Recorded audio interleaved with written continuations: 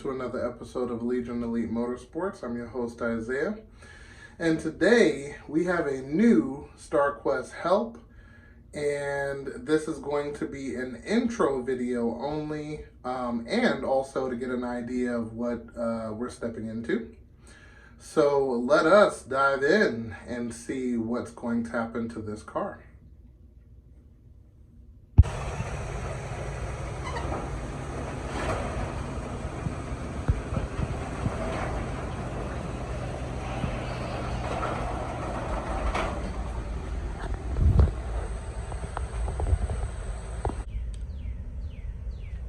A brand new StarQuest help.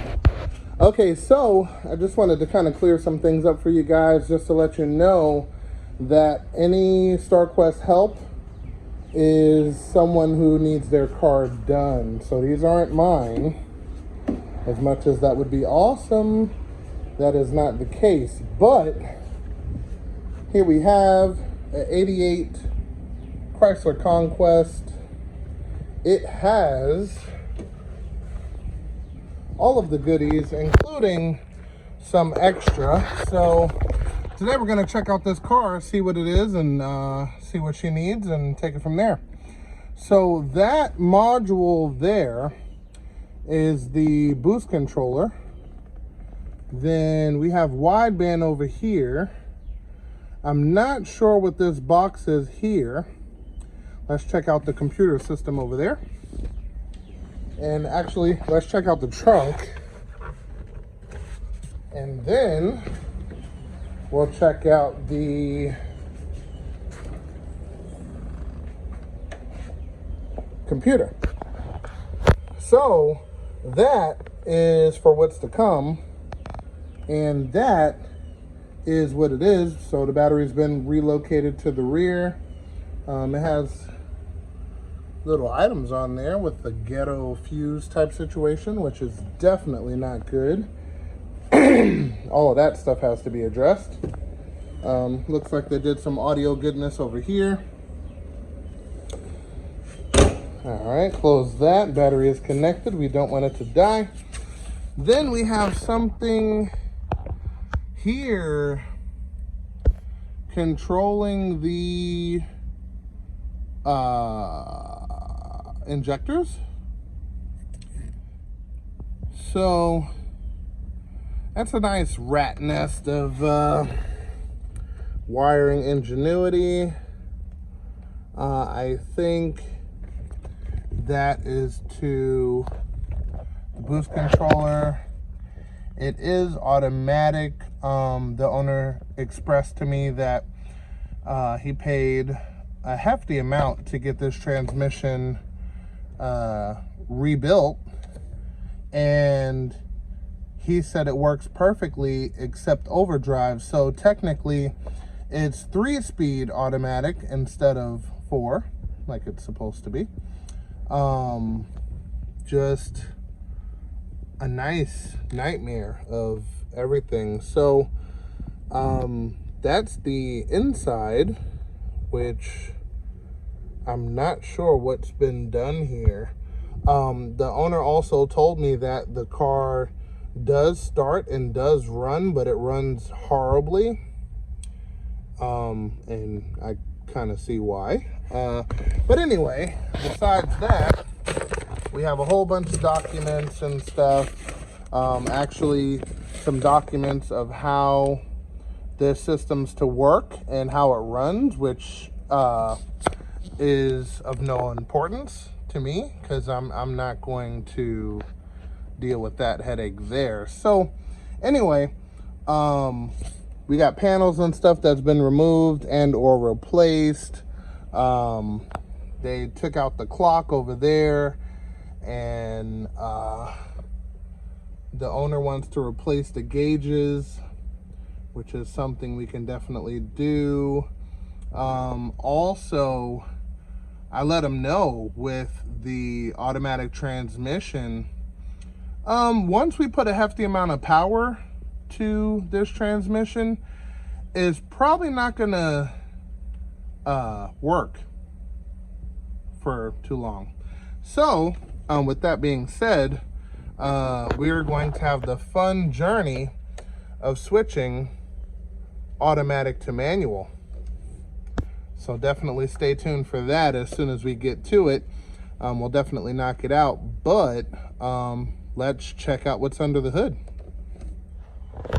Alrighty. Ooh, look at that, huh? That looks pretty good. Let me put up the hood prop here. Okay. So let's see what we're looking at. All right, so let's stick to raw basics. We have the Magna intake in all of its glory. And it seems to have some type of coating on there. It's very slick, very nice. Not wet slick, but smooth.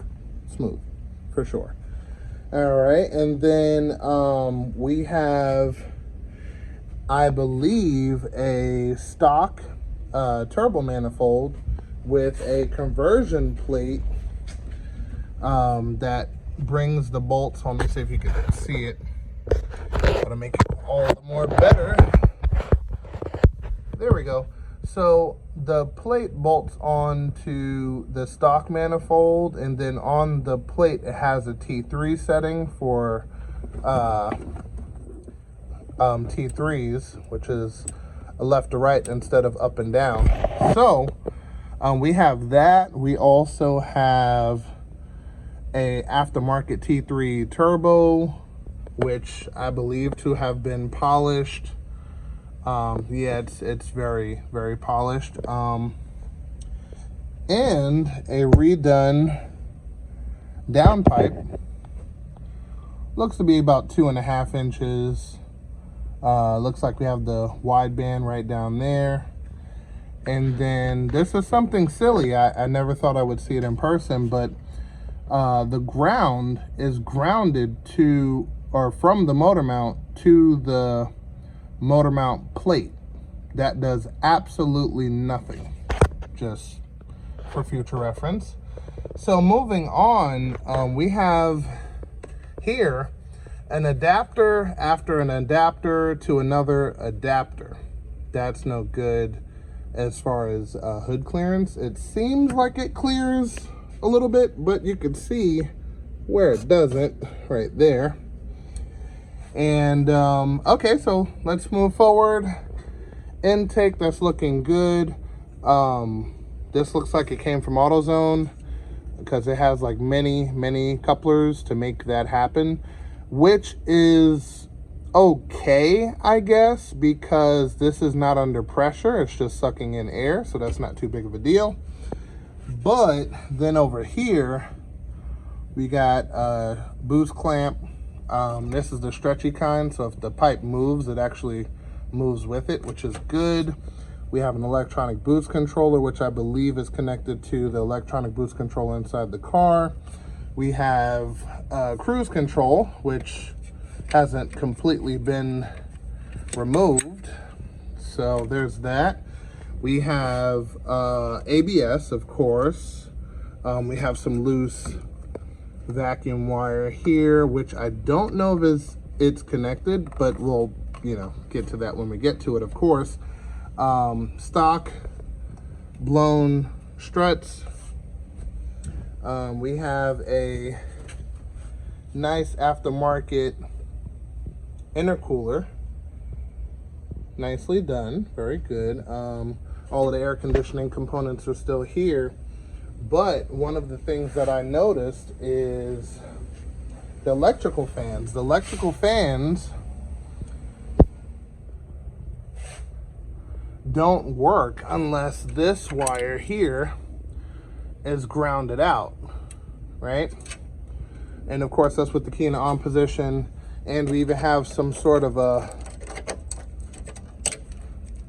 switch turn on the fans, and that's only for the third guy right here, which is a horrible idea. As you can see, it's wired straight to ground, so you interrupt the ground and then you run it straight to the ground. So what we're gonna do is we're going to take this wire, let me see, the wire to this fan and this fan, and we're gonna hook them all up together. So when it's time to cool, we cool. No games, no one fan, and none of that. So that's another thing that I'm going to address, definitely. All right. And then we have some sort of loom here. I think this goes to this weird funky distributor, which I have no idea where that comes from. And there's a crank trigger down here, which we also are not going to be using. So we're gonna take that off and get some factory bolts in there, tighten that up. So this wire is going in the trash. We got more rat's nest here. I don't know what this one is for, but I know we're not going to need it. It looks like some sort of a purge valve. Open here, then it goes to the vacuum here, and then it goes around. Okay, to the bottom of that pipe. So a lot of randomness. That's not even needed. That's not going to do anything. So there's that. We do have these nice ports coming out of the intake manifold, which we are going to utilize for everything we need. The injectors seem to be decent, but we don't know, you know, the history behind these injectors, so we're not going to really play with these injectors too much. Wow, I see they modified it to mount up to the intake manifold. I guess this has an issue with falling forward or backwards, maybe. Not sure, but anyway. This one goes to the brake system, which is great. It's actually supposed to be the one mounted to runner number 4, but that's fine. That works. What else we have? We have the power wire, red wire, going all the way to the trunk. That's fine. We got a fuel pressure regulator right there, which is fine. That'll work. Then what I noticed is we don't have any vacuum going to it. So there's no gradual increase of fuel pressure. It's just whatever it is on the gauge is what you get. So I want to fix that. Definitely hook up a vacuum to here, make sure it's doing what it's supposed to do, and take it from there. Then we have a tack adapter, which seems only one wire is connected to something. Okay, oh, to ground. Okay, so ground, and then none of this other stuff seems to be connected to anything. So we have a loose tack adapter. That's no good. Then we have this module here. This is start RPM, max RPM, fast something or other. Interesting. Not gonna need this either. Oh my, oh look at that. Self-tapper. Just one, okay, all right. Fab work is on point. Then the tree, look at that. That's kind of, oh, yeah, okay. And then, okay, I see how they put the bracket. Yeah, that's not good. That's not cool. That's not gonna work. And then this is a nice wiring nightmare. All this extra stuff here. Oh, they just tucked it. Nice. I like that. Okay. Alrighty. And what do we have here? Oh, another tuck wire. They said, ah, don't worry about it. Just tuck it. I love it. It's great. Okay, so we have the coil here, which is a nice placement. You know, I wonder how that handles terrain and whatnot. Probably pretty good. We still have weather stripping here. Plus it's protected up top. Yeah, okay, so this is what we are dealing with in the engine bay. So let me explain to you guys exactly what we're going to do here. So first order of business is to rip out everything we're not going to use. Okay, so we're going to turn the engine until we get it to top dead center, and then we're going to check timing on this piece to make sure it was even in the right position. Then after we find out it is or isn't in the right position, we're going to pull out that distributor, put it in the box along with that, all of the wiring and everything, and yeah, we're gonna start redoing all of this. Yeah, we're gonna check for all random wires, which we're gonna pull all of those out. We have a GM map sensor here, which we're also not gonna need, so we're gonna take this out also. We got a random connector here, that's got to come out. Got more stuff connected over here, that's got to come out. We're going to delete the ABS, so that's got to come out. We're going to delete all of these vacuum lines that come over here, except the one, which is this guy right here, goes to the air conditioning. So we're going to keep that one vacuum line on this whole side. This vacuum line here is for the blow-off valve, which seems to be like a, I want to say 50 millimeter or 44, somewhere around there. So we're going to do that. We are going to leave the turbo alone. And then he has full control over how much it boosts right here. So we're going to leave that system alone also. And we're going to fix the radiator fans. Every single one of them are going to get rewired properly. Okay, and we're also going to replace the suspension. The owner is looking to do some track time, so I have just the perfect setup for him.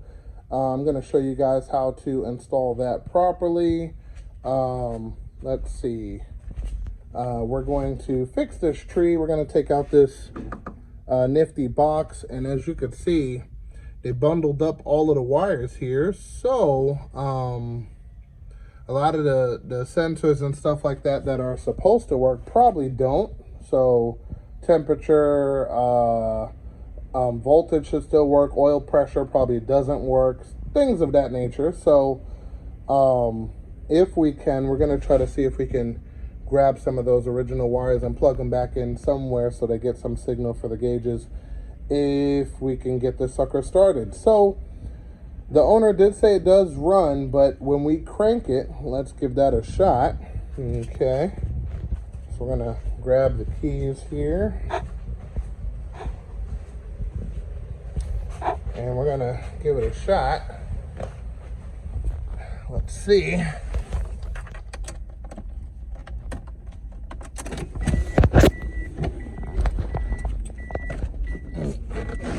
Okay, turn that wheel. Alrighty.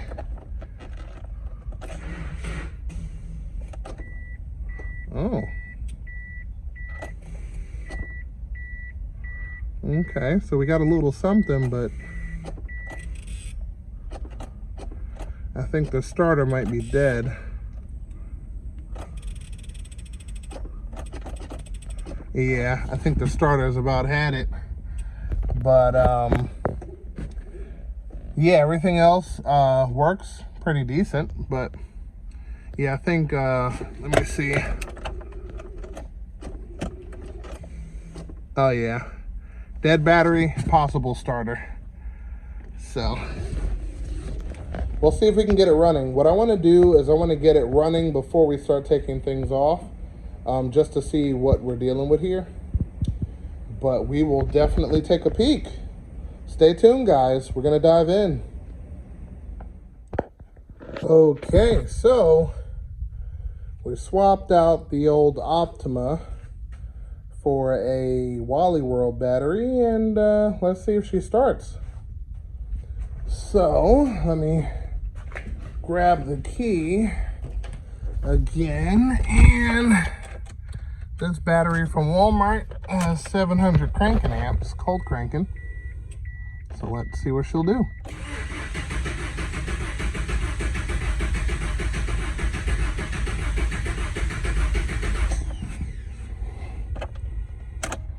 Well, at least we know the starter's good. That's a good start. And with that being said, we're going to call it an episode right there. Hopefully we get it started, see how she runs and what all of those extra computers do. But we'll definitely see next episode of StarQuest Help. Until then, remember, knowledge is power, and I will see you guys next episode.